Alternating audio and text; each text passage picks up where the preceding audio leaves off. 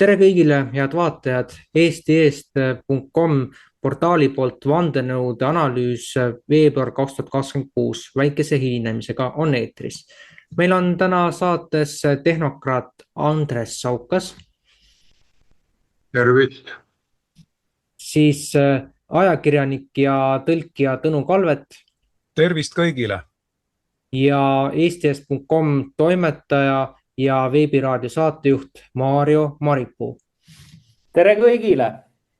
Ja mina siis olen selle saate juht ja ühtlasi ka portaali peatoimetaja Mihkel Johannes Paimla. Veebruarikuu mõjus kui täiesti ootamatuste laviin, aga sellele pani ränga punkti maailma mastaabis Iraani sõda, millest me räägime saate teises pooles. Ent alustame tagasivaatega nüüd teatud mõttes 4 aastale, mis puudutab Ukraina ja Venemaa vahelist sõda. Nagu te teate, siis täiemahuline sõda algas 24. veebruaril 2022 ja siit siis nagu pannes nagu toonased numbrid kokku 24 pluss 2 pluss 20 pluss 22 saame 68 ja nüüd siis on sellest kõigest juba 4 aastat natuke peale möödas. Kui alguspäevil prooviti kokkulepet saavutada Venemaa ja Ukraina vahel, siis Suurbritannia toonane peaminister Boris Johnson oli see, kes lõhkus kõik läbirääkimised ära ja sealtmaalt on mõlemad pooled faktiliselt kandnud endaga kaotusi kaasas. Aga nüüd räägime tulevikuperspektiividest.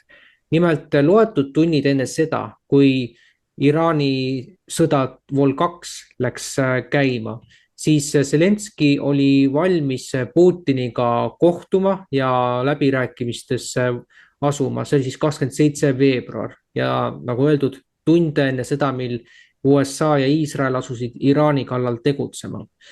Ja nüüd, kus me näeme, et teatud mõttes see on ju trikitamine, mida Ukraina juht teeb ja viimaste päevade arengud, millest me räägime pikemalt järgmises saates, kinnitavad seda, et Ukraina see nukuliider siis on läinud sõnasõtta ka Euroopa lojaalsemate toetajatega umbes nii, et liiga aeglaselt tegutsete ja Ungariga on ju sisuliselt sõda lahti, aga mitte veel sellise relvade täägiga, küll aga siin kullakangide arestimisega, millest me pikemalt räägime kindlasti ka järgmises saates, Tõnu annab sellele omapoolse hinnangu.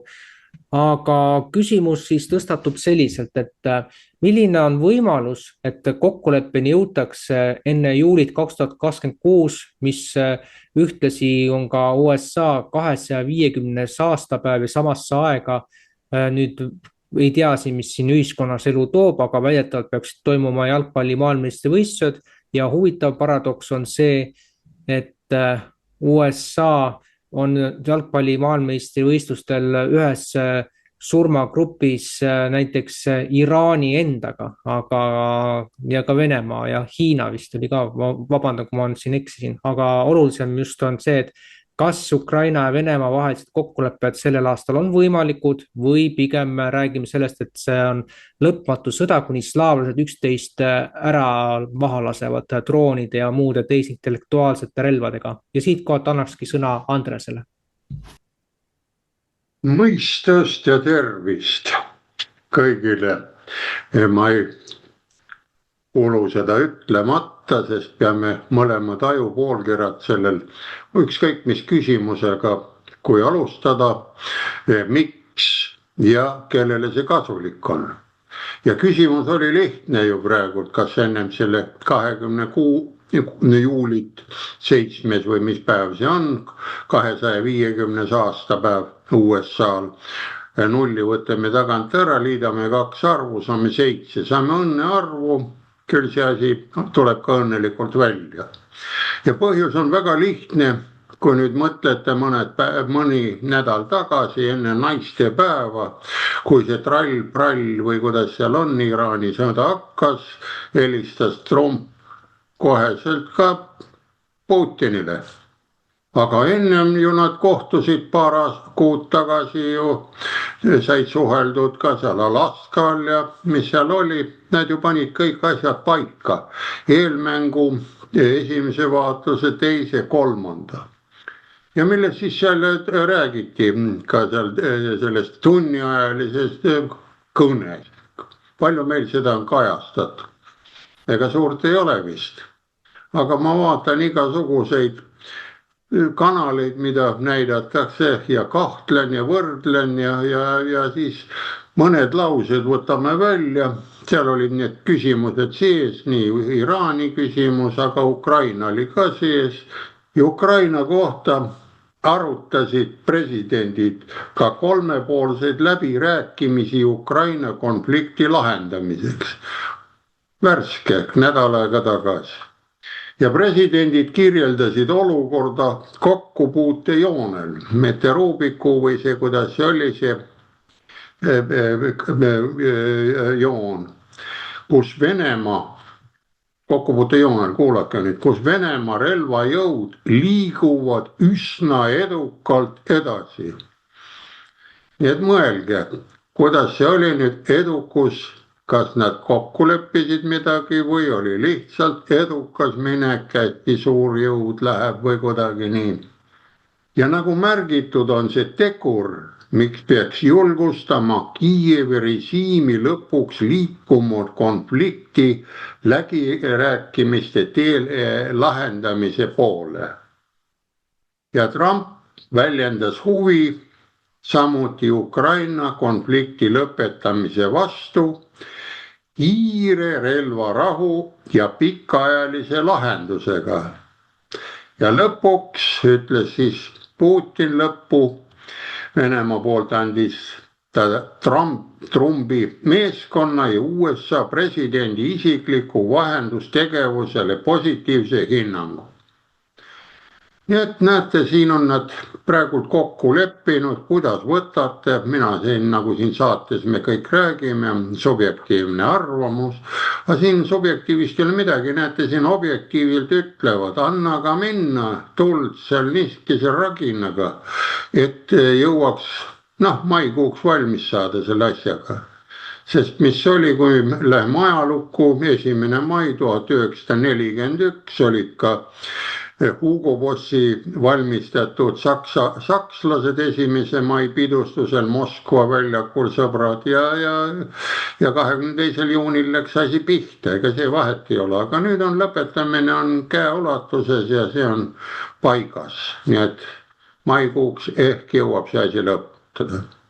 Ja vot siin ongi ka see muud midagi ei ole, juhivad praegult seda ära ja veel üks teine uudis ka tuli lõppu, Moskva reis on praegult plaanis Iisraeli peaministril, oodatakse teda sinna. Need asjad ja kaardipakid on juba ilusti kokku ja lahti pakitud, nii et asjad hakkavad lõppema. Ja kui sedasi ta lõpeb, siis küsimuse vastus, juuliks on kindlasti asjad läbi. Minu poolt kõik. Suur tänu, Andres. No ootame jah, see suviga kindlasti on siin ühiskondlikul tasandil veel ootamatus ees seismas, aga siin tasub märkida ka veel seda remargi korras, et Trumpi ja Hiina selle liidri Xi Jinpingi kohtumine on planeeritud märtsi lõppu, nii et jälgime arenguid, et mis siin edasi saab, aga jätkaks nüüd Tõnuga. Kõigepealt, kui rääkida Vladimir Zelenskist, siis tuleb arvestada, et tegemist on hüpiknukuga ja teda juhib kõige rohkem Suurbritannia. Sa rääkisid saate alguses, Mihkel, sellest, kuidas Boris Johnson 2022. aasta kevadel sõitis siis Ukrainasse, kui läbirääkimised Venemaaga olid peaaegu nagu vormistatud juba rahuläbirääkimised ja nurjas need. Põhjus oli väga lihtne, sellepärast et Boris Johnsonil oli endal huvi, ta sai ju relvategijatelt, sai selle eest, ma ei tea, mitu miljonit ta sai, et ta hoidis nagu selle Ukraina rahu ära. Ja see ei olnud tema eraalgatus ja ta ei olnud isegi ainult seal sõjatööstuskompleksi käepikendus, vaid Suurbritannial tervikuna on hoopis teine huvi näiteks kui Ameerika Ühendriikidel ja võib öelda, et jah, sisuliselt Zelenski on Suurbritannia hüpiknukk ja teatud määral ka Euroopa Komisjoni hüpiknukk. ja tema üksinda ei otsusta midagi, tema on näitleja, nii nagu ta oli näitleja, nii on ka praegu. Talle antakse rolliraamat kätte, ta õpib sealt pähe, esitab selle ja teatavasti selleks, et saada Ukraina presidendiks, ta õppis ära ukraina keele. Sest kuigi tal koolis ja ülikoolis olid ukraina keelest head hinded, aga tema keeleoskus oli niisugune passiivse võitu ja kehva võitu. Aga selleks, et oma saatesarjas või telesarjas Rahva teener esineda nagu ehtsana ja pärast ka päriselt presidendi rollis nagu ehtsa ukrainlane, siis ta õppis ära. Kuigi temast minu teada pole tilkagi ukrainlase verd, vaid ta mõlemat liini pidi juut. Ja kuidagi on saanud ta endale sellise seljataguse ja teda toetatakse, nii et see, kas tema tahab rahu või mitte, see ei olene temast. Võimalik, et tema isiklikult ei taha, sellepärast ta teab, et praegu ta on vajalik, tal on seljatagune olemas, aga kui ta võetakse pukist maha, kes talle garanteerib julgeoleku, kes garanteerib selle, et ta ei lähe kohtu alla, sest tema režiim on teinud küllaltki palju kuritegusid ja näiteks Ungari välisminister Peeter Siarto andis juba eelmisel aastal ÜRO peasekretärile üle kõik need kogutud materjalid, mis käsitlevad peamiselt Taga-Karpaatia põliselanikke, inimõiguste rikkumist. Nii et kui see asi tuleb arutuse alla, ma arvan, et siis Zelenskil ei ole nagu pikka pidu. Teine asi on see, et ta võib nagu lobiseda midagi välja oma isandate kohta ja siis on küsimus, kas on vaja ta vaigistada või topitakse ta suu rahaga täis või siis ta tõepoolest saab varjupaiga Iisraelis. Ise küsimus muidugi, kui turvaline see varjupaik Iisrael üldse on. Aga ütleme niimoodi, et Zelenskist ei olene midagi. Küsimus oleneb sellest, kas Suurbritannia on valmis Ukraina sõda lõpetama või mitte. Sest algselt oli ju mõeldud, et sõda lõpeb juba 2026. aasta jaanuari jooksul. Selle lobises välja minu mäletamist mööda eelmise aasta novembris üks Ukrainast Dnepropetrovski linna rabi, üks juudi vaimulik. Võib-olla ta ei oleks pidanud lobisema, samas see on ka väga ebajuudilik käitumine, et lobisetakse asi välja enne, kui see on teostunud. Ja siis oligi niimoodi, et Suurbritannia nagu tõmbas pidurit sellele lõpetamisele. Suurbritannial ei ole kasulik, et sõda liiga ruttu lõpeks. USA on muidugi huvitatud, sest see on talle palju maksma läinud. Ta tõmbaks oma väed sealt üldse välja, see seob energiat. Ja teiseks tuleb meeles pidada, et tänapäeva Ameerika Ühendriikide sõjavägi pole enam nii võimas, kui ta oli külma sõja ajal. Siis ta suutis korraga pidada 3-4, ütleme korralikku sõda. Tänapäeval suudab ainult 1,5. Nii et kui näiteks Ameerika Ühendriigid tahavad rohkem keskenduda Iraani konfliktile, siis on päev selge, et nad peavad tõmbuma Ukrainast välja. Ja siis läheb Ukraina olukord väga hapuks, sest teatavasti Ukraina pensione makstakse sellest abirahast, mis tuleb välismaalt ja suurem osa tulebki USA-st. Ja kui ütleme pensionid ja riigiteenistujate palgad jäävad välja maksmata, siis on Ukraina riigi kokkuvarisemine paratamatu. Aga sa küsisid, et kas see lõpeb 2026. aasta juuliks. Minu pakkumine on, et suure tõenäosusega lõpeb see Ukraina sõda nimelt või vähemalt see relvakonflikti faas, sest nagu nõudlus on olemas, ainus, kes võiks seda takistada, on minu hinnangul Suurbritannia. Kui USA saab Suurbritanniaga kokkuleppele, siis sõda lõpetatakse. Ja praeguseks selle kohta kõik. Aitäh sulle, Tõnu. Loomulikult me ei saa siin unustamata jätta seda, et Eesti on Suurbritannia vasall, kuna Suurbritannia kõrgemad ütleme siis ametnikud, jõukandjad käivad siin Eestis näitamas, mida nad oskavad ja suuresti nagu sõjatööstus saab tuge Suurbritanniast, et USA on natukene väiksem, kui ta seda võib-olla varem on olnud ja eks aeg näitab, milleni see viib. Ja mis puudutab seda kuritegusid, mis on Ukrainas toime pandud, siis kahtlemata see, kuidas mehi keset liiklust avalikult tõmmatakse rindele, see näitab, et Ukrainast tehakse sõna otseses mõttes kahuriliha, kus kedagi enam alles ei jäeta, et olgu need täiskasvanud noored või siis pensionärid, kõik tõmmatakse sõtta, et see on täiesti hämmastav. Aga Maarjo, sinu mõtted? Jaa, aitäh. Mulle väga hea meel, et Andres selle Alaska kohtumise esile tõi, et siin nüüd, kui tagantjärgi mõelda, selle Alaska kohtumisele, siis Alaskal toimunu oligi USA ja Venemaa vaheline nii-öelda arutlus, ehk siis mina näen seda, et USA läks Venemaa käest nii-öelda luba küsima Iraani ründamiseks ja noh, kuna Iraan ja Venemaa on omavahel liitlased. Ja nüüd ongi see küsimus, et mis võis olla selle tehingu hinnaks, sellepärast et ka Venemaa kindlasti tahtis midagi saada, mingi luba ta tahtis saada oma käikude jaoks. Aga samas Venemaa ka teab seda või teadis seda, et kui tugev Iraan on, et kui nüüd USA läheb Iraanile kallale, siis tähendab seda, et USA nõrgestab ennast ja Venemaale on see kasulik. Et mina näen seda niimoodi. Ja palun, Tõnu. Venemaa on selle poolest tuntud, et sealt on pärit palju väga häid maletajaid ja ka poliitikute hulgas leidub selliseid, kes oskavad malet mängida, sealhulgas ka geopoliitika suurel malelaual. Minu hinnang on selline, et seal tookord juba nähti ette, et kui toimub rünnak Iraani vastu, siis Iraan sulgeb Hormuzi väina. No selleks ei pea olema nagu selgeltnägija, et seda näha, sest Iraan on seda varemgi teinud.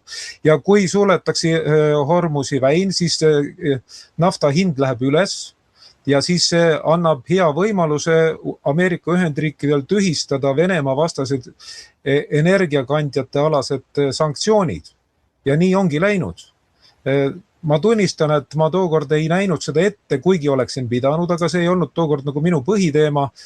Ja tagantjärele tarkusega saab öelda, et ilmselt see oligi.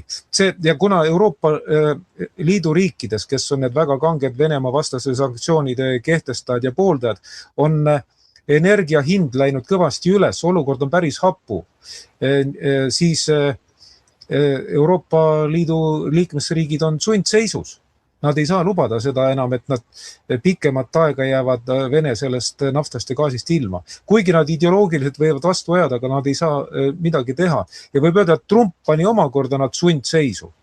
Ja nüüd Venemaa saab raha juurde.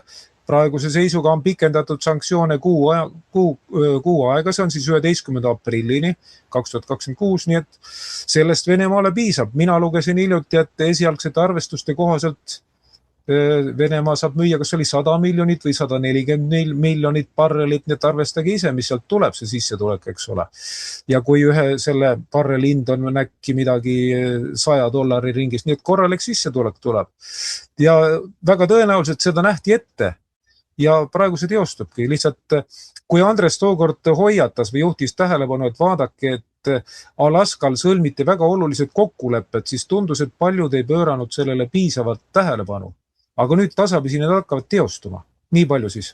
Aitäh, Mario.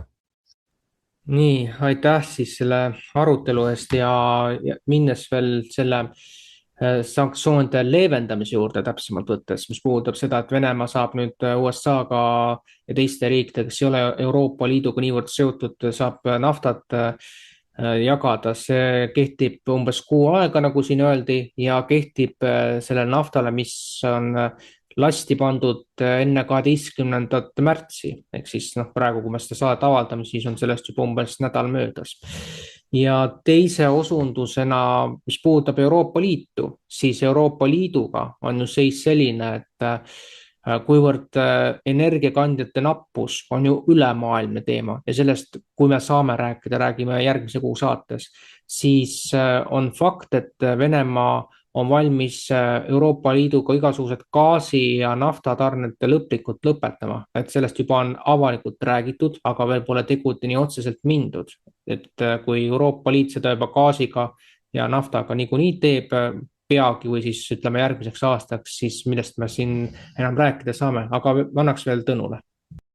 Täpsustan, et Venemaa siiski on midagi teinud. Nimelt on ju selline gaasijuhe nagu Jamal Euroopa. Jamali poolsaarelt Venemaalt läheb Euroopasse gaasijuhe.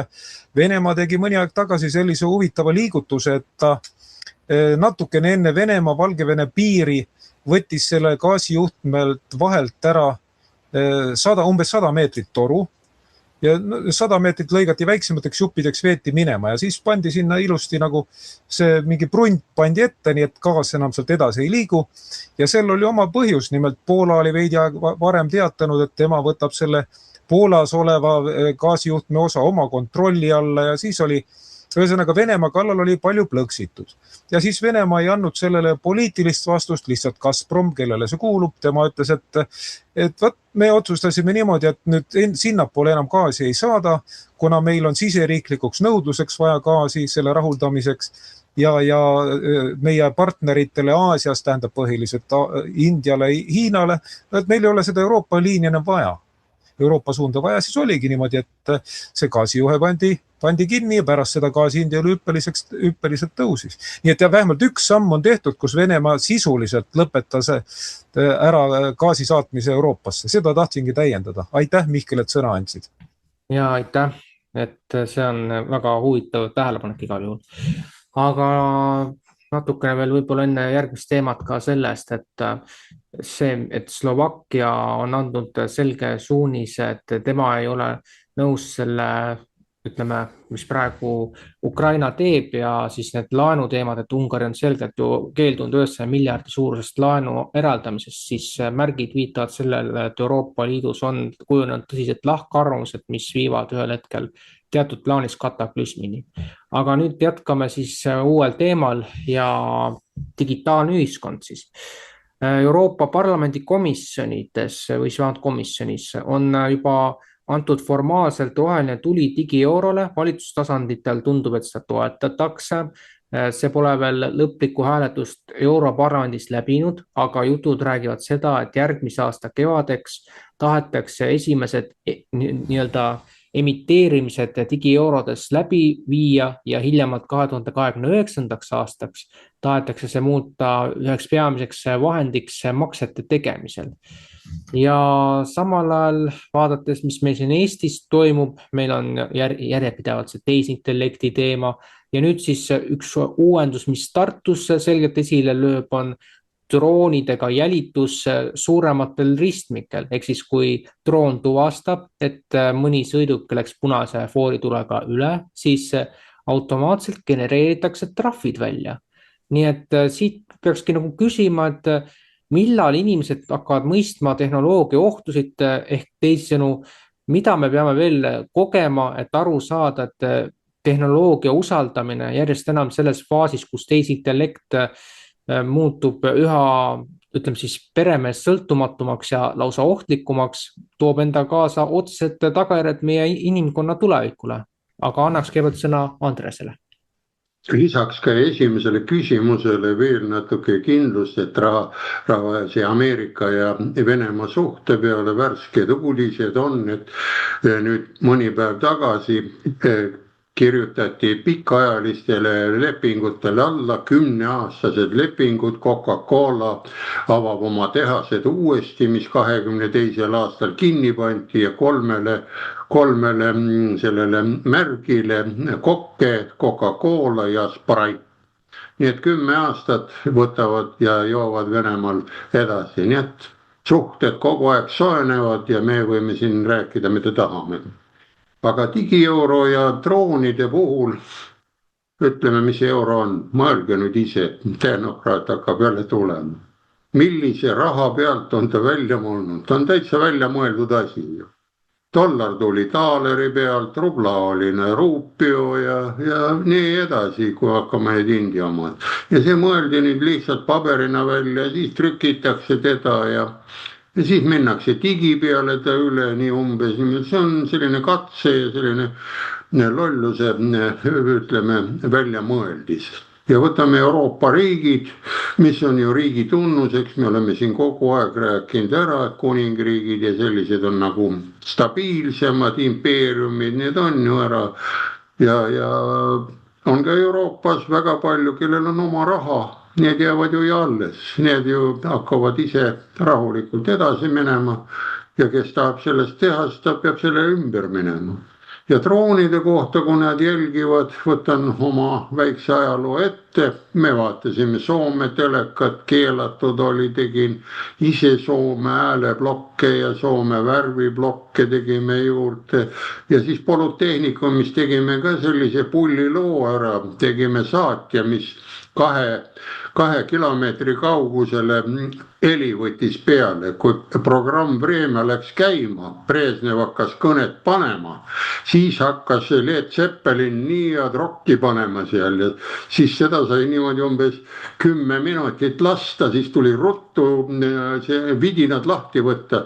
Me tegime ta seebikarbiga ja antenniga ja kroonapatarei, mul on kusagil ta, ma ei tea, oli see 2 transistoriga ta oli tehtud, siis oli selline ablava ja nad teadsid täpselt Polütehnikumis tuleb, see oli ju nii kõrgel tasemel ära.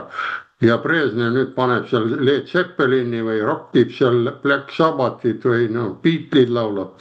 Nii et kohe saab ju teha ja kui me kõik nüüd oma aju hakkame liigutama, soovitan ka siin vahepeal väike reklaam, hea saade heade mõtete kastis, seal see pilt on nii ilus, mulle on ta meeles, kui on ikka ajukuppel lahti ja aju paneb minema ja ütleb põle vaja ja nii edasi, vaadake seda.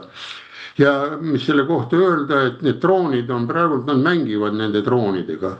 Aga vaadake, kui hakkavad mehed mõtlema või naised natukenegi selle üle, nad hakkavad need alla kukutama, sagedus ja kõik see värk, kõik, igal asjal on löök ja vastulöök on olemas. Ja kui me niimoodi passiivselt ja mõtleme ja nutame, muidugi nad siis mõõdavad ja teevad seal oma digi ja värki, aga kui nüüd süsteem laguneb, see on ju näha see Euroopa Liidus, kuidas see värk on, neil ei ole kütust, neil ei ole midagi, kütusehinnad lähevad, siis on need massiimmigratsioonid, kõik LGBT-d ja mis seal kõik on ja võitlevad USA vastu ja saadavad ei tea kuhu neile ja siis nõuavad suurelt, et kuule, sa pead meil ikka siin tagumikku puhkima või midagi või saapaid viksima. Ei hakka need suured mitte kunagi saapaid tegema. Ja väike ei hakka ka me, kui pärast poole jõuame Iraani poole, kes on siidid, sunniidid, siis seletame natukene seda ka lahti, et me võiksime ka natukene nende moodi olla. Ja ütleme niimoodi, et muud ei ole, kuldsed käed, kuldne aju tuleb tagasi tuua, see üleliigne kartus ära panna ja läheme uuesti paberraha peale tagasi. See AI, see jookseb ise kokku, sellepärast see võimsused, mahud, segamised, nad hakkavad üksteist segama need AI-d ja põlevad ise need serverid sisse. Sest kui pange või 3-4 mingit mehaanilist mootorit, mingit ketti vedama või mingit süsteemi mehaanilist, vaadake mehaanika on, ühega veab ta rahulikult, teisega paned teise kiiruse juurde veel rihmadega, kolmanda veel, vibra on sees ja läheb ja sellel AI-l on ka samamoodi sageduse vibra hakkab tulema sisse. Nii et ärme selle pärast väga pabista. Kõik. Ja aitäh sulle, Andres. Kindlasti on oluline siin öelda, et see tehisintellekt kui ütleme monstrum, et mida kiiremini vaatame, kuidas see asi liigub, seda vähem tõenäolisem on, et ta saaks lõppkokkuvõttes meid hakata dikteerima, aga see sõltub ennekõike sellest, et kui palju meie seas on neid inimesi, kes hakkavad ise oma peaga mõtlema, sest et faktiliselt, kui kasutada ChatGPT-d, siis võib kindel olla, et inimese sooritusvõime pärast selle programmist lahtiütlemist väheneb vähemalt 12 punkti võrra. Sellest ka oli hiljuti nüüd uudisnupp meie portaalis. Aga lähme edasi ja Tõnu.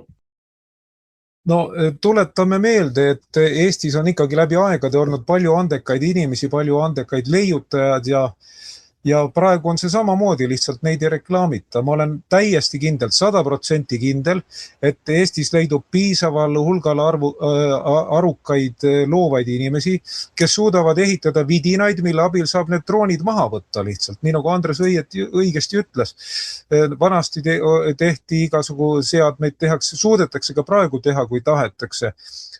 Tõsi küll, praegu vist ei ole enam nii massiliselt selliseid ka lennumudeli ettevalmistamisringe, nagu olid nõukogude ajal, kus pioneeride palees ja noortemajas ja igal pool olid sellised ka koolide juures, kui olid sobivad juhendajad ja eestlased olid ju nõukogude ajal olid ka maailma ulatuses ühed tugevamad nagu modelismi sportlased üldse. Ja ma arvan, et praegugi on üsna palju veel omaaegseid ringijuhte ja õpetajaid elus, kes suudavad selle ette võtta. Nad kutsuvad kokku andekad noored ja annavad ülesande, näed, tehke selline seade, mis võtab selle drooni maha, mis võtab ta üle, eks ole. Ja ma arvan, et meie andekad noored saavad sellega kenasti hakkama.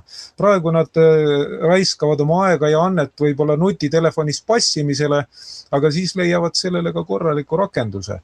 Ja juba üle 10 aasta tagasi ilmus ju rahvuslaste Tallinna klubi ajalehes Rahvuslik Teataja, üks päris niisugune asjalik õpetus, lihtne arusaadav õpetus, kuidas õhupallide ja võrgu abil võtta droone maha rajalt.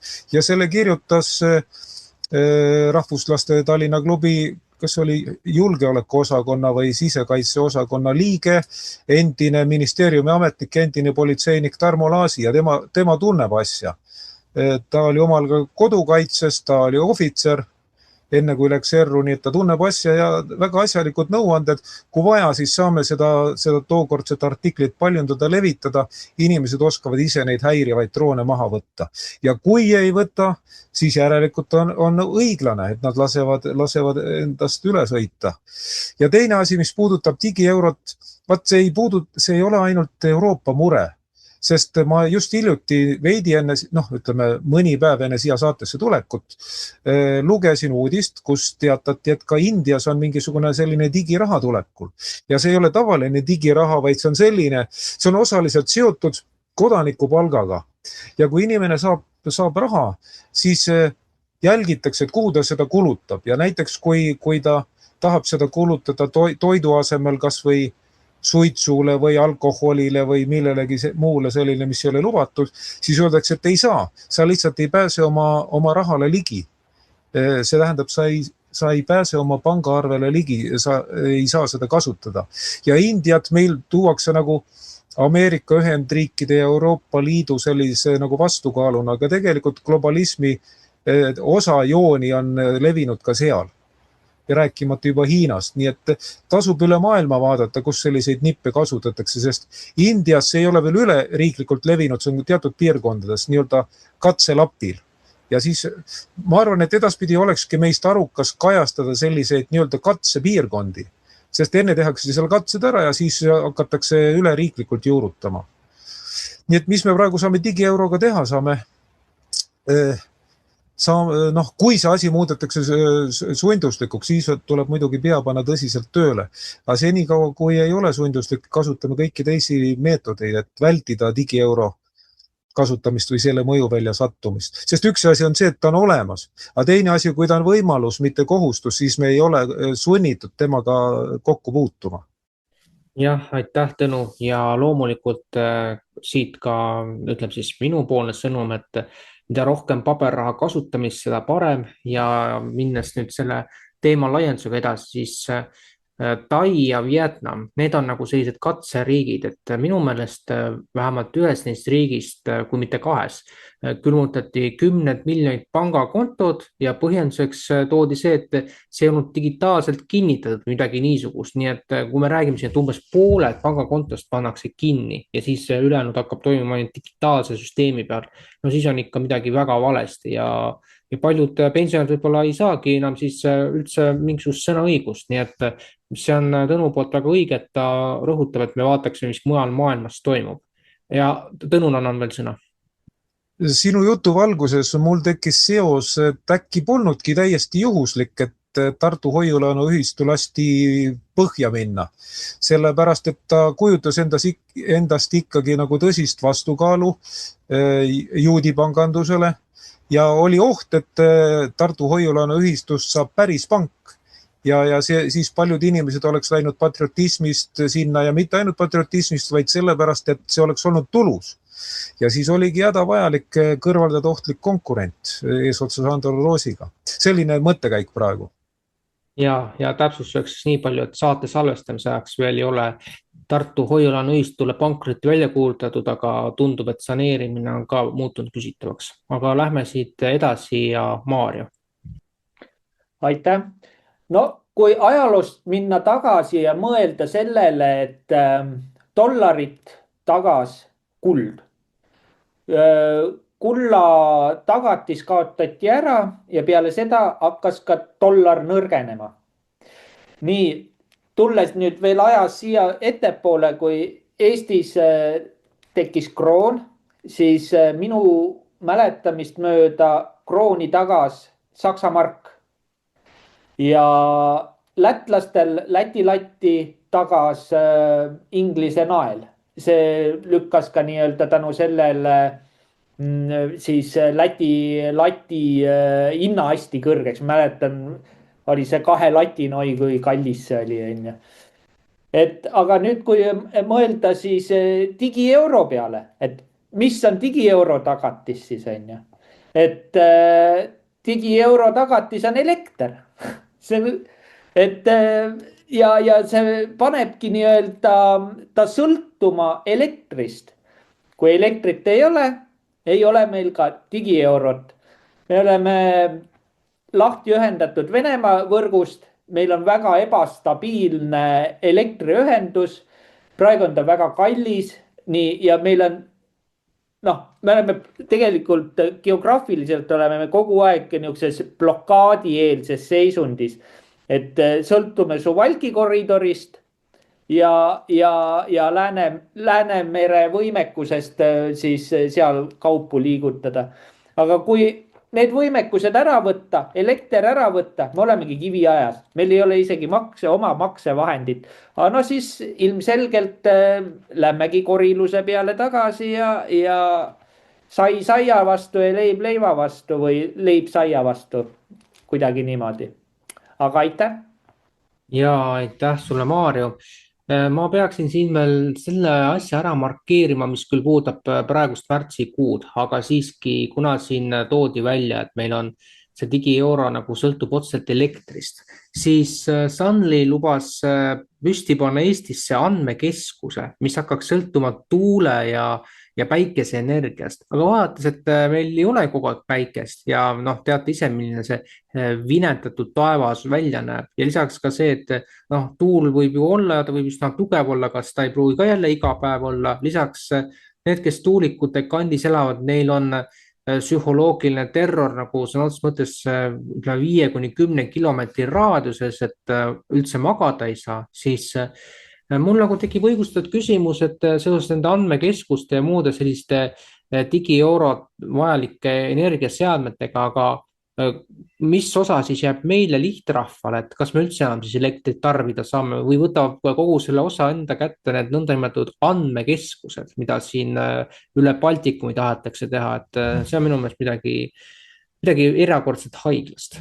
Aga selle mõtteteraga siis paneme teemale punkti ja lähme edasi nüüd välisbloki ühe olulisema teemaga, mis on tänase päeva kandunud. Et kui te mäletate, siis eelmine USA, Iisrael versus Iraani sõda kestis umbes 12 päeva ja USA võis ennast teatud mõttes võitjaks tunnistada, aga Iisrael sai ka esimest korda tunda, mida tähendab Iraani poolne kättemaks ja hukkunuid oli ka seal mõlemad poolel muidugi. Ja kes mäletab, siis oli see 4. päev, kus Iraani riiklik televisioon sai päris tugeva mütsu mööda, rakett tabas nende kompleksi, aga inimesed seal sees jäid ellu. Aga ühe päevaga, mis 28. veebruar oli, tekkis tohutu kaos antud regioonis ehk siis teisel poolt seda Punast merd ja nimelt Iraan lähiriikides, Saudi Araabia, Araabia Ühendemiraadid ja mitmes teises riigis, Iisraelist rääkimata, muuhulgas pommitati USA baase ja sisuliselt kogu lennuliiklus muutus seal häirituks, et vähesed riigid võimaldasid veel oma inimestel reisida ja samaaegselt Eesti välisministeerium hakkas siis sinna jäänud eestlasi evakueerima. Märgiline on muidugi see, et ilma igasuguse luure eelandmeteta, kui sedasi tõlgendada, jäi sinna teisele poole Punast merd lõksu ka NATO kaitseminister Hanno Pevkur ehk siis Eesti poolt, sõna otseses mõttes täiesti groteskne juhus ja tehti siin ju meeme ka sellest, et kaamli seljas jõudis Omaani või noh, mingi sihuke pula. Aga küsimus nüüd siit sellest, et kelle huvides on, et kogu maailm lõpuks paisata sõjakaosesse. Asjaolu, et ainuüksi ühe päevaga rünnati mitut naaberriiki, oli küllaltki ootamatu ja loomulikult, kui see sõda nüüd venib veel vähemalt 2 või 3 nädalat pikemaks, kui ta praegu on, kui me seda saadet teeme, on 2 nädalat sellest möödas, siis ma kahtlustan, et tagajärgedeta see kohe kindlasti ei möödu, et kui mitte kevadel, siis sügisel me näeme, mis meie ühiskonnast on edasi saanud, et kütusehinnad on üks olulisi indikaatoreid, aga annaks siis nüüd sõna Andresele. Nii, jätkame siin ja kuna oli alguses juttu telefonikõne Trumpi ja Putini vahel, siis üks teema oligi ja põhiteema oligi, mille pärast ta helistas. Ja loen selle väikse sisu kokkuvõtte ära ja siis lähme ajalukku, vaatame, kes ja mis asi see võib seal juhtuda. Ja need telefonikõnes oli Iraani puhul. Rõhk oli loomulikult Iraani konflikti ümbritseval olukorral. Presidendid kaalutlesid Iraani konflikti kiireks, poliitiliseks ja diplomaatiliseks lahendamiseks, sealhulgas kontaktide kaudu Pärsia lahe riiki juhtide, Iraani presidendi Masoud Peresjaniga ja teiste riikide juhtidega. Vot see oli siis see kokkuvõte. Ja nüüd see teine pool oli siis, et kelle huvides see maailm on nüüd paisatud sõjakaosusse. Sõjakaosust ei tule. Lähme nüüd väga kaugele ära, mis asi see Pärsia on, mis see Babyloonia on, mis see juudi riik on, natukene võtame lahti. Ma olen alati proovinud seletada Hammurapist rahvale, kuidagi ei jõua ära, sealt tulid Hammurapi seadused, mille peal olen pannud ära, et päikese jumal Samas pani ära. Ja Babylon, mida see tähendab, ma ei hakka nüüd ütlema, mis keeles ta tõlge on, jumalate värav on Babylon. Mitte Babylonia, aga vana Babylon oli. Ja tema oligi tollal ajal see suur võim, mis oli Hammurapi. Ja Hammurapist allpool, kui Hammurap oli 1750 aastat enne meie aja arvamist, oli selline jumala mees või panti üles seal just. Ja Babyloonia alistas ju juudid, pani vangi, tuli ja ta peaks olema nagu tema vastane Babyloonia ja Babyloonia ongi praegune Iraak, nii et sunniidid suuremas osas. Aga siis tuli 600 aastat enne meie aja arvamist Pärsia kuningas Küüros teine, see vabastas ja lõi selle Babyloonia uppi ja vabastas juudid just sellest Paabeli vangipõlvest. Nii et nüüd, kui diplomaatiaks hakkab minema, sest sesiidid ja Iraan ongi nüüd Pärsia, see, kes tegelikult juudid vabastas. Nii, ja nüüd vaatame korraks, mis sunniidid ja šiidid siis on. Sunniitide põhilause on, nii nagu meiegi teame seda head lauset, kel jõud, sel õigus.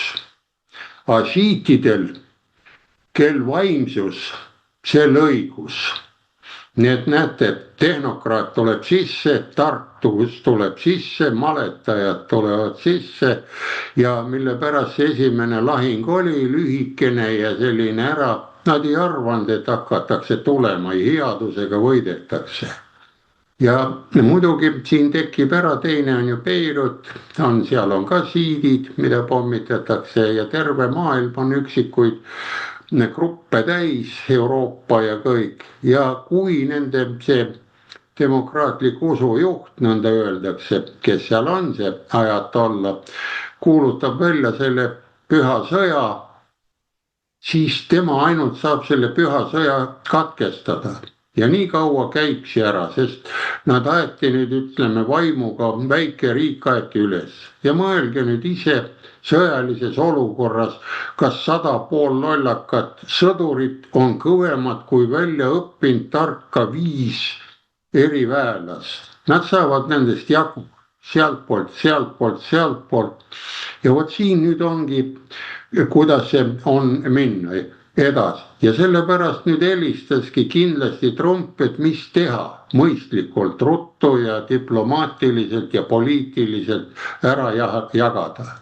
Ja löögid, nagu mäletate, toimusid ju ainult sõjaväebaaside pihta, et mitte lõhkuda teisi lugusid, sest see on nende piirkond, on seal ümberigi sunniitide territooriumil on need Ameerika baasid, et kellel jõud sellel õigus, nagu öeldakse, ja siis sellega tehtigi ära.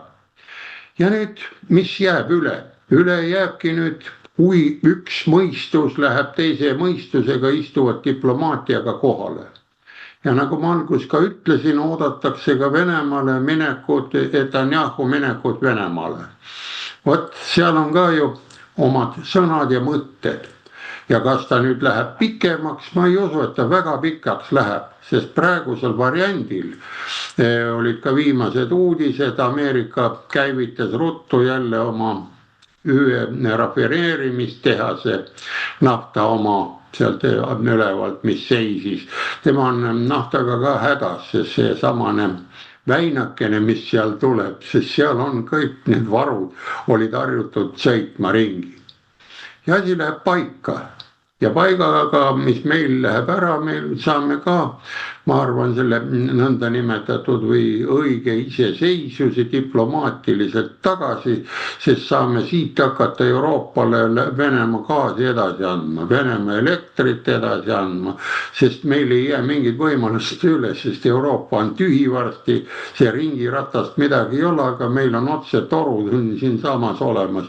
Üle Narva jõe tuleb ja teine tuleb Pihkvast. Ja kui Eleringi seda kodulehekülge vaatate, olen seda vaadanud, seal on rõhk sees, kogu aeg hoitakse midagi. Nii et asi selle pidi meil toimetab. Ja üle maailma ja see hinna mängud, kui te mäletate, toimuvad ka täpselt 5-6 aasta taga toimuvad need korralikud kütuse energia hinna hüpped. Noh, need oli ära, kõige raskem oli venelasel, kui läks see lagunemine 70, mis oli 6, oli $10 oli barrel, vot see tõmmas täitsa kuivaks. Aga kui on üle 50 euro barrel, praegu on 100 ja 90, 80, siis ta jõuab, ma lugesin ka paar kuud, kui niimoodi on ta niivõrd korralikus plussis, et rohkem ta ei vaja, ta võib Euroopale siis juba anda ka odavamalt ette. Nii et see on lihtsalt ära, et meie sõjakausesse ei lähe, see on lihtsalt äri, korralik äri ja istutakse maha. Ja need ärimehed kannatavad kõige rohkem tegelikult, need kütusemüüjad, laevad seisavad, nad tahaks nagu elada ja kõigile on see, suurtele on praegu kehva, kes alustasid seda sõda. Ja küll see Iisraeli välisminister läheb ka sinna, istuvad maha ja saabki ära, lõpetavad ära selle poole pealt, sest Iraan on, ütleme, Venemaaga sõber, nad jagavad ja teine on teisega sõber, aga suured on lihtsalt äripartnerid, neil sõprus on selline üle laua kaardimängus või sellest. No see on minu poolt selline lugu lohutuseks, et siin sõjakausti tuleb.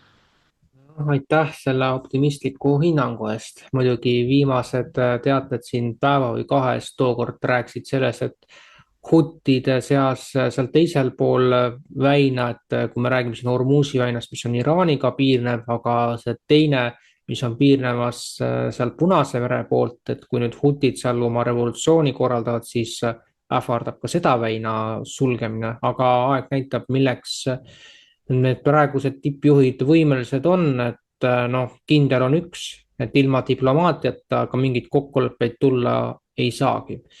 Ja kaheldamatult jälgime selles suhtes arenguid, et kas enne Hiina ja USA liidri tippkohtumist tuleb kokkulepe Iraani ja USA vahel või mis siin edasi hakkab saama. Jätkame ka Tõnuga.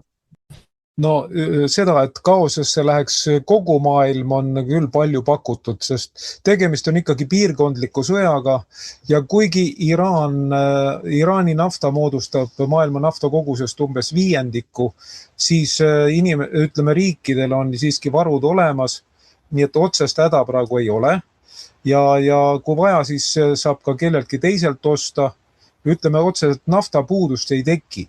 Ja miks peaks näiteks Uus-Meremaalast või mingisugust Ugandalast huvitama kuskil Iraanis toimuv sõda või selle tagajärjed? Nemad elavad ikka oma elu ja elavad nii hästi, kui suudavad. Aga siin on üks teine küsimus on, mäletatavasti kuni 1979. aastani oli ju Iraanis võimul šah ja tollane Iraan oli piirkonna kõige läänesõbralikum ja kõige läänelikum riik üldse. Miks oli vaja see riigi juhtkond kukutada, ma ei tea. Praeguseks on teada, et selle taga olid lääne eriteenistused ja vabamüürlased ning Jüri Lina raamatus Skorpioni märgi all on kirjas, et selleks kulus umbes $250 miljonit. Tänapäeval see 250 miljonit võib tunduda üsna väikse summana, aga aastal 1979 oli selle väärtus hulga suurem. Nii et tänapäeval see võiks olla äkki kahekohaline arv miljardeid, ma ei tea täpselt, palju see dollar on odavnenud. Ja ma siiamaani ei saa aru, miks oli lääneriikidel vaja kukutada neile ustav valitseja. Aga huvitav, et tänapäeval, eriti pärast 28. veebruari 2026, kus on tekkinud korraga suured Iraani pooldajad, Iraani sõbrad ja räägitakse sellest, kui mitukümmend korda USA pärast teist maailmasõda on läinud riikidesse jõuga sisse ja seal kukutanud. Aga millegipärast unustatakse sellest loetelust välja aasta 1979 ja islami revolutsioon. Ja inimestele tahtlikult luuakse selline pettekujutelm, nagu seal oleks rahvas ise kukutanud mingi vihatud türanni. Ja nüüd nagu see praegune režiim Iraanis esindabki rahva tõelist tahet ja kõik, kes tahavad seda välja vahetada, on tagurlased ja saatana kehastused. Nüüd mõelgem, kui oli šahi valitsus Iraanis, siis Iisraeli ei peetud ju mingiks saatana kehastuseks või selliseks, kes oleks tulnud hävitada. See surmavaenlaseks muutumise jutt või see toimus ju hiljem. See toimuski pärast 1970. aasta nii-öelda islami revolutsiooni, sest revolutsiooniga see ei olnud midagi pistmist. Nii nagu oktoobri revolutsioon ja muud revolutsioonid, kõik olid välismaalt organiseeritud, orkestreeritud, sama oli Iisraeli revolutsiooniga. Nii, miks oli vaja kuulutada Iisrael surmavaenlaseks pärast seda ajatollade režiimi loomist? Ja on selge, et kui see juhtub praegugi, miks peaks Iisrael nagu leplikult suhtuma? Enne saatesse tulekut ma vaatasin uudiseid, tõsi, need ei käi veebruari kohta, see käib 12. märtsi kohta, kui Iraani uue juhi peamine sõjaline nõuandja Rahim Safavi ütles selgelt, et Lähis-Itta ei mahu korraga Iraan ja Iisrael. Emb-kumb peab hukkuma ja meie ülesanne on siis hävitada Iisrael.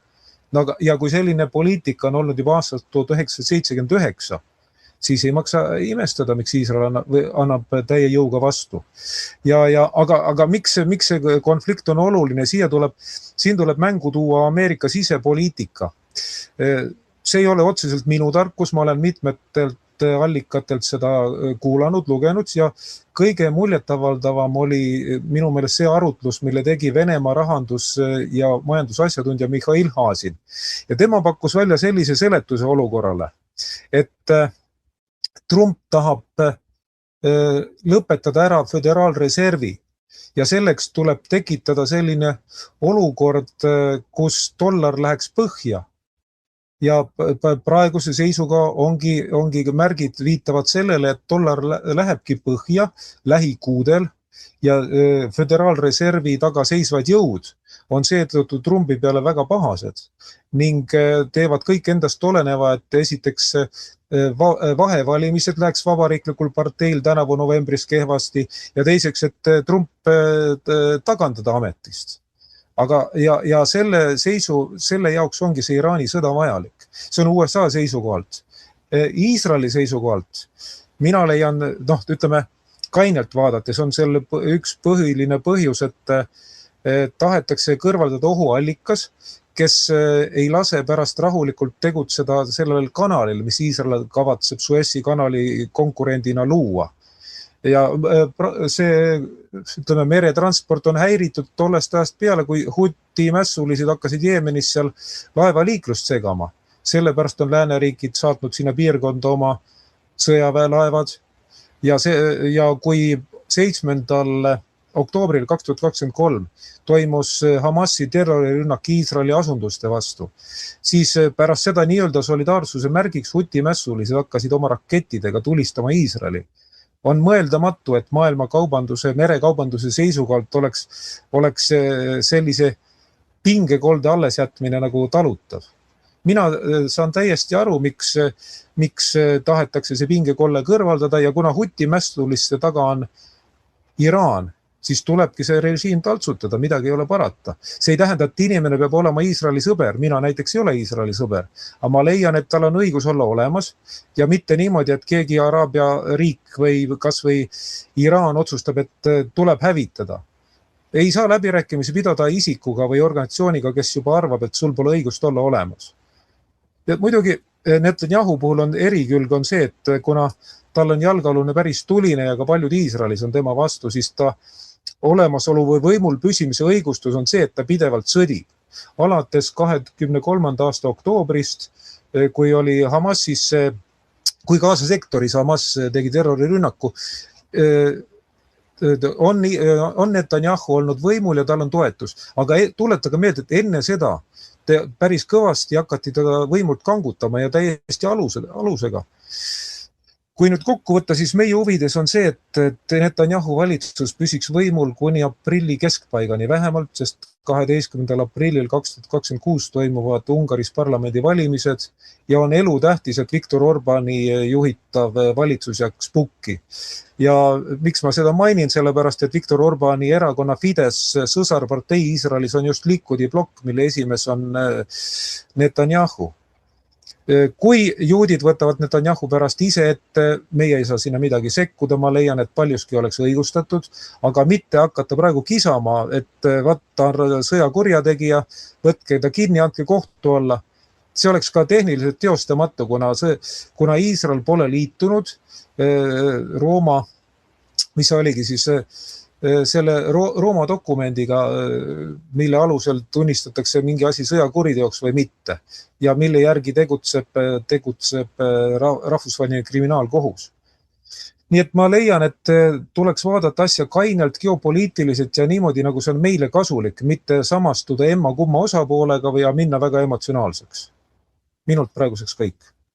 Jah, aitäh. Kõigepealt, mis puudutab veel USA-d, et siin kõlas väide, et loetud kuude pärast lastakse dollar põhja. Siin tuleb vaadata seda seost, et vist maikuust võtab Föderaalreservi juhtimise üle Kevin Warsh, kes on ühtlasi ka Trumpi lähedane liitlane teatud küsimustes. Nii et siin võib olla oma seos olemas ja kes mäletab, siis praeguse juhi Powelli vastu algatatud kriminaalasjad täidavad ju seda eesmärki.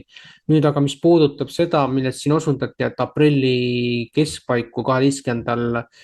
aprillil siis on Ungaris parlamendivalimised, siis kaheldamatult siin tekivad teatud otsesed seosed, mõni võiks nimetada saatanlikeks, just et Iisraeli toetusest sõltub, kas Ungaris jätkab Orban või mitte. Ja tuletaks lihtsalt meelde siis veel Ungari koha pealt, et Viktor Orban on olnud tänase seisuga peaaegu 20 aastat võimu juures, 1998–2002 esimest korda ja püsivalt aastast 2010. Ja siinkohal siis veel peaks ütlema, et olukord on üsna keeruline, eriti vaadates seda, mis praegu sõjarindel nagu toimub, et arvatavasti sellist olukorda me ei näe viimast korda, aga kuhu siit edasi, seda näitavad juba lähinädalad, nagu öeldud, märtsi lõpp paneb mingisugused piirid paika, võib-olla isegi varem. Aga nüüd siis Maarja. Aitäh. No siin Iraani sõja kohta, seda ma enam kommenteerima ei hakka, siin eelkõnelejad on hästi selle kokku võtnud. Aga mis minu tähelepanu niimoodi väärib, on selle Iraani sõja tõttu toimuvad kütusehinnad Eestis. Ja nii kui siis sõda puhkes, hakkasid kohe kõik kanalid ja uudised siis laskma kommentaare siis nendest kütusemüüjatest, et miks teil on nagu nii-öelda kütusehinnad on laes. Ja kohe nii momentaalselt, et kus on nagu varud odava kütusega. Ja siis nemad räägivad, et tanklate mahutid ongi nende ainukesed varud. Nüüd mul tekibki kohe küsimus see, et oot, et läks sõda lahti ja teil nagu tanklad said kohe minuti pealt kõigil olid paagid tühjad, et kõigil hinnad tõusid, on ju. Et see ei ole lihtsalt loogiline. Ja siin ma näengi seda, et kütuseärimehed lihtsalt kasutavad jälle võimalust selle sõja tuules nii- öelda hindasid tõsta ja rahvast röövida. Et nagu Andrus Ansip on kunagi öelnud, et ei saa lasta head kriisi raisku minna või midagi säärast, et noh, nii ta paraku on, et kohe hakkab see röövkapitalism hakkab kohe toimima kohe, kui kuskil mingi kriis on lahti. Aga Tõnu, palun. Väga hea, Maarjo, et sa sellele tähelepanu juhtisid. Juhime siis meie vaatajate tähelepanu ühele huvitavale seaduspärasusele. Kui puhkeb maailmas kuskil kriis, siis hinnad tõusevad kohe. Ja ometi hoidlates on ju olemas, see varu on olemas ja see varu on ostetud ju vana hinnaga, ütleme enamasti madala hinnaga. Aga näiteks siis, kui ootamatult nafta hind maailmaturul langeb, mõnikord ka päris kõvasti langeb, siis kütuse hind langeb minimaalselt või ei lange üldse. Ja kui ajakirjanikud küsivad kütusemüüjatelt, et kuidas siis nii, et kui nafta hind tõusis, teiega kohe tõstsite kütuse hinda ja nüüd kui langeb, te ei tõsta. Ja siis kütusemüüjad ütlevad, aga meil on veel vana hinnaga need ostetud, vana kõrge hinnaga. Vaat enne me ei saa hinda alandada, kui oleme vana kõrge hinnaga ostetud kütusevaru maha müünud. Nii et siin on väga huvitav vastuolu. Ma loodan, et me inimesed panid tähele, me vaatajad ja aitäh, Maarjo, et sellele tähelepanu aitasid juhtida. Just täpselt ja siinkohal ka riigiisadele. See näitab, et tegelikult kütus tuleks kuidagi ära fikseerida, riikliku kontrolli alla ikkagi panna, et see siuke röövkapitalism ei saa ju lihtsalt kesta, et see on puhtalt meie inimeste röövimine. Aitäh.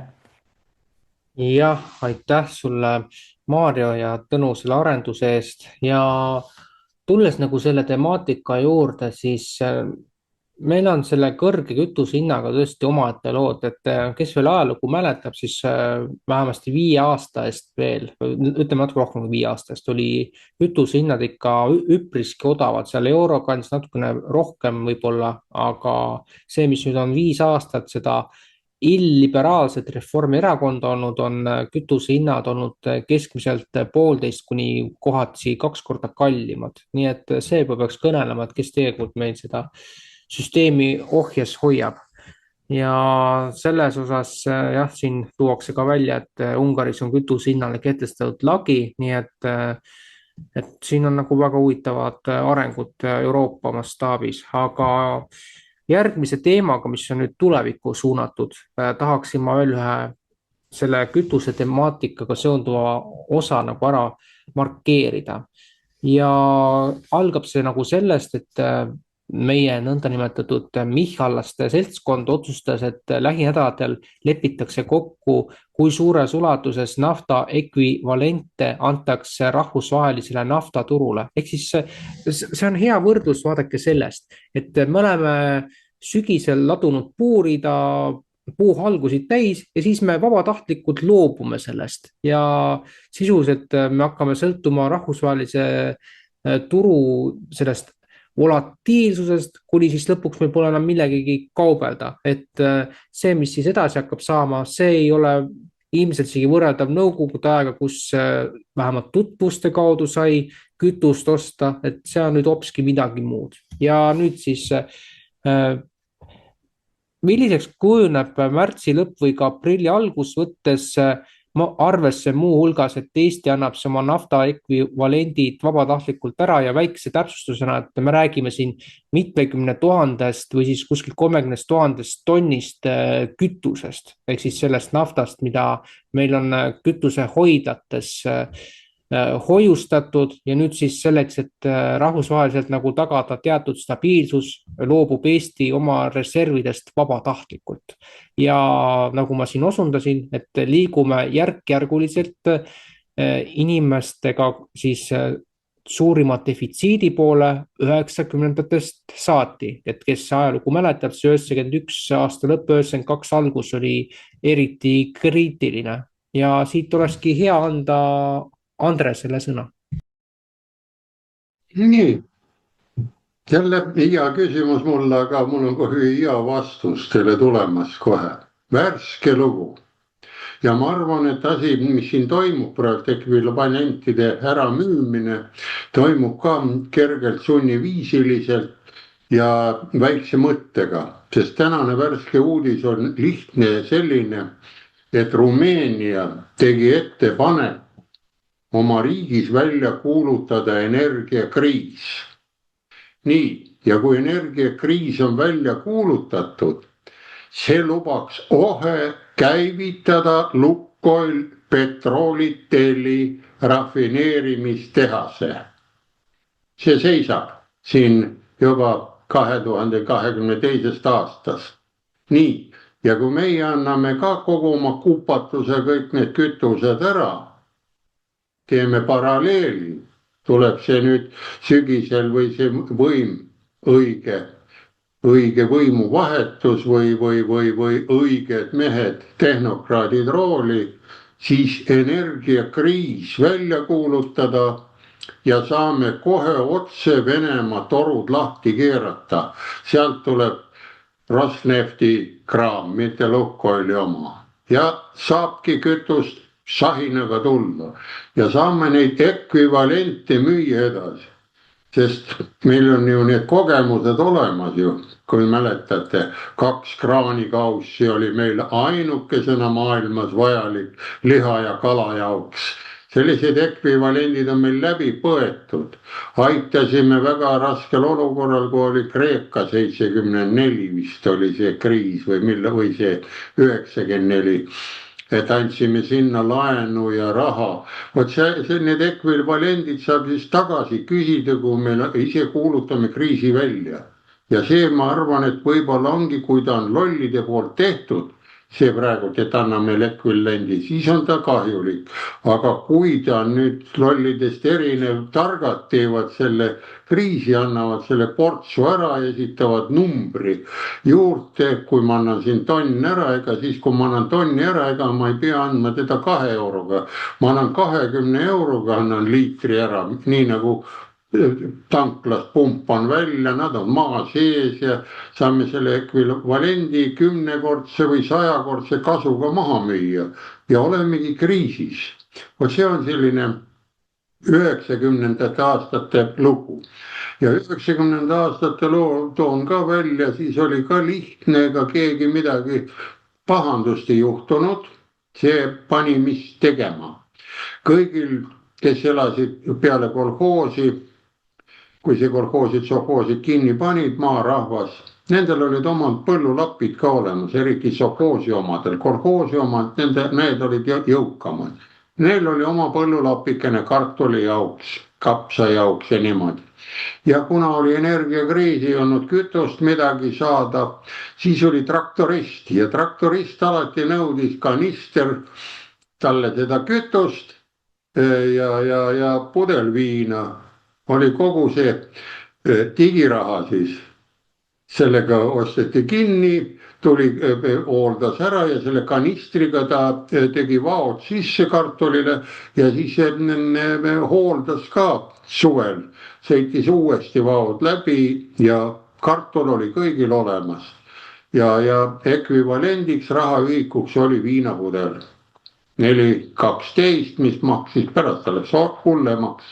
Ja mis see kriis tegi niimoodi, et inimesed mõtlesid, tegid tööd, olid sõbralikud, ei olnud veel välja kujunenud see, et teine eestlane on teisele eestlasele magustoiduks. Ja ei olnud veel näha ka, et peab olema õigel eestlal ka kodustatud soomlane. Aga pärast läks see lahti, sest siis said otsa peale läks ja praegu me kisume sinnapoole teele ja ma ütlen, et ega see õppetund on oluline. Ja just see Rumeenia, kui ta nüüd tegi ettepaneku, see ei ole veel neil valitsusest läbi läinud, aga sellega nad avavad koheselt selle samase loo. Ja seal selles samas ettepanekus oli samati sees, et 1,2 oleks lagi. No selle kütuse lagi ka, kui see Lukoil Petroteli, just Rumeenia rafineerimistehas hakkab välja andma, nii nagu Ungaris on. Nad on sealt aru saanud, et Ungari ei lasknud ennast kriisi, kuna ta ehitab nii tuumajaamad, nii Vene omad kui ka Ameerika tuumajaamad, tal on Westinghouse ja kui ka see Rosatom, need mõlemad on sees, need istuvad üle laua seal, panevad viina, mängivad nalja ja siis räägivad ära, et näed, meile suuremad mehed ka käisid Alaskas koos. Nemad ei saa aru sellest, kus on see normaalne mõistlik olukord sees. No see on minu poolt kõik, nii et see 90. aastate ekvivalendid nüüd on, kas on tehtud õieti või on lollus. Kui ta nüüd õieti on tehtud, siis on targad mehed teinud sellest, et need, kes need ütleme halvad, ma olen ka ütelnud seda, et see erakonna värk, see ei kõlba kuhugile, see võiks hänna alla panna ja nagu ütles Juhan Liiv, et erakond on eesti keel ja ta ütles samamoodi, kes ajalugu ei mäleta, elab tulevikuta, et tal on ka oli aeg konstantne nagu mul. Nii et selle variandi juures saaksid need, kes veel mõtlevad, need liberalistid või need reformerid, ma usun, et seal on ka mõtte ja ajudega inimesi. Aga nad on ära petetud, algus läksid suure hurraaga, et hakkame reformima, aga kuna nad ei ole õiget nõukogudeaegset reformvoodit näinud, siis nad ei oska reformida. Sest nõukaajal oli reformvoodi oli selles ka, et kui oli vaja segu ja liiva teha mörti, siis panti reformi vana sinna ja visati liiva peale ja said segu kätte altpoolt ära. No see on see Reformierakonna mõte, nüüd ta on selle reformi nii ära vajunud, see reformvoodi. Nii et minu poolt kõik, nii et reformerid mõelge selle asja peale, hakkage ka inimesteks ja mõtlema ajudega. Nii et ma seda eraldi 3 perekonna värki suurt ka ei usalda ja nii edasi, nii edasi. Nii et vaja tehnokraadid kokku ajada, istuda maha, teeme energiakriisi, viskame need kõik need rohelised ja vared, saapad ja vildid välja, teeme me toas koristuse. Mitte ei tee platsi puhtaks, nii nagu Mart Laardiga, aga teeme toa. Eestis elame toas, me Eestis ei ela platsi peal, nii nagu kõrberahvas. Kõrbe võib ka liivast puhtaks pühkida, aga ei õnnestu vist. Ja, aitäh sulle, Andres, sisuka tagasivaatest ajalukku ja see plats puhtaks oli 92. aasta üks põhilisi slooganeid.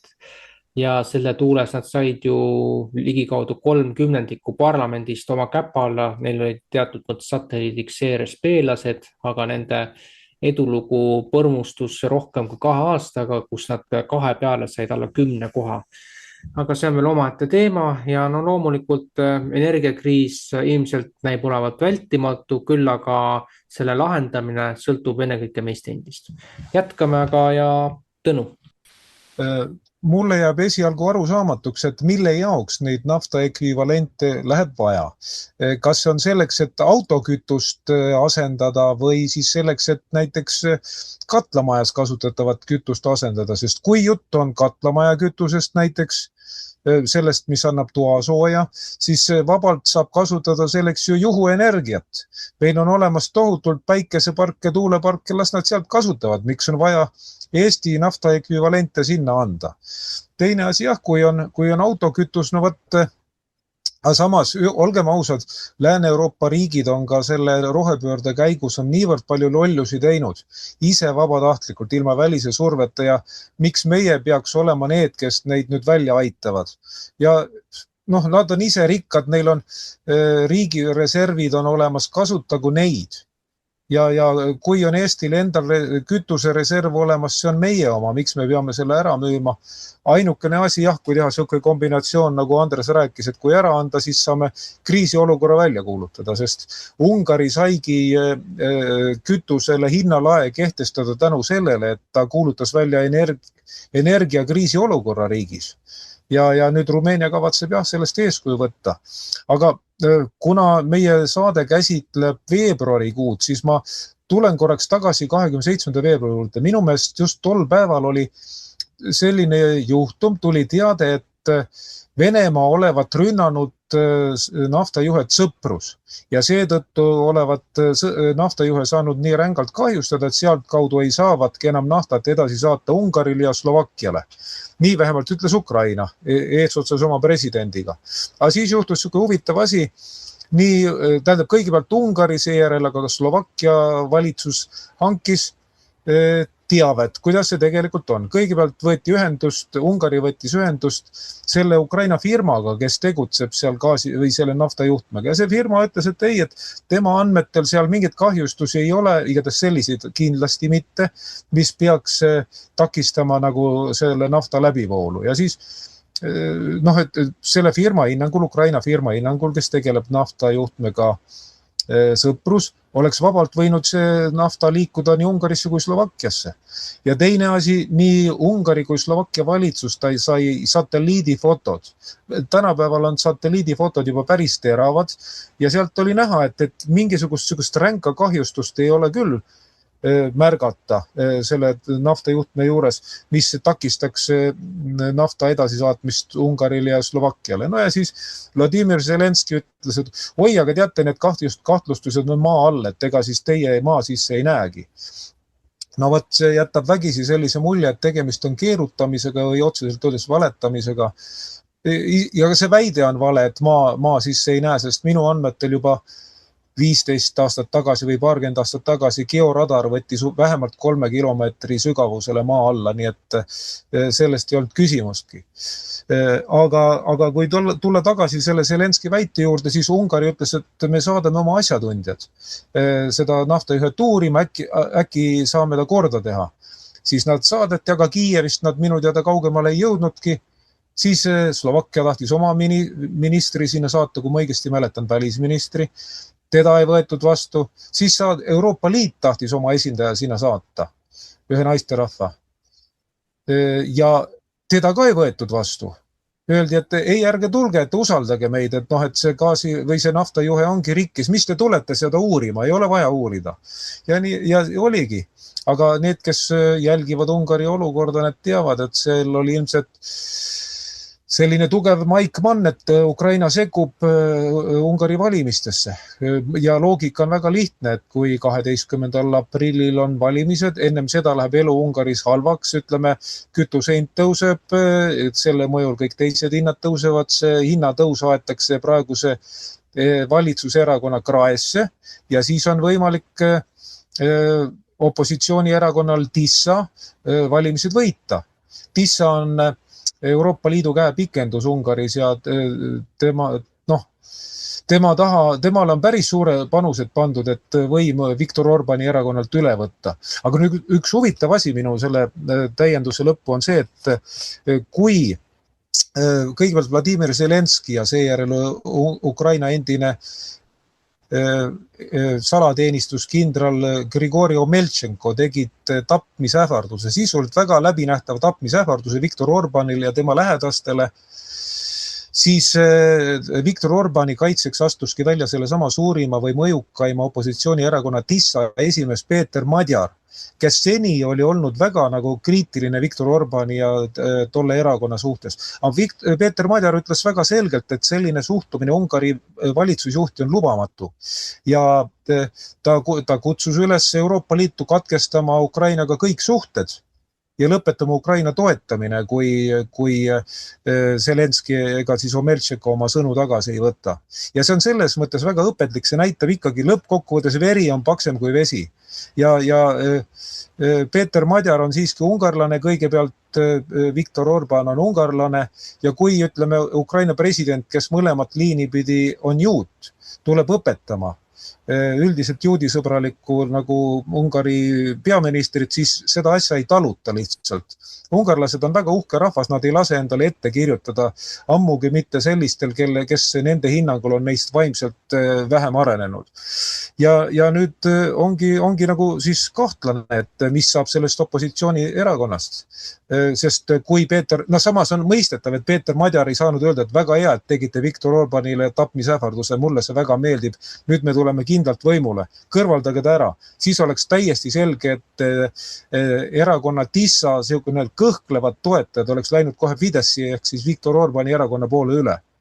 Aga nüüd on ilmselt oodata, et tuleb siis tasavägisem valimiseitlus.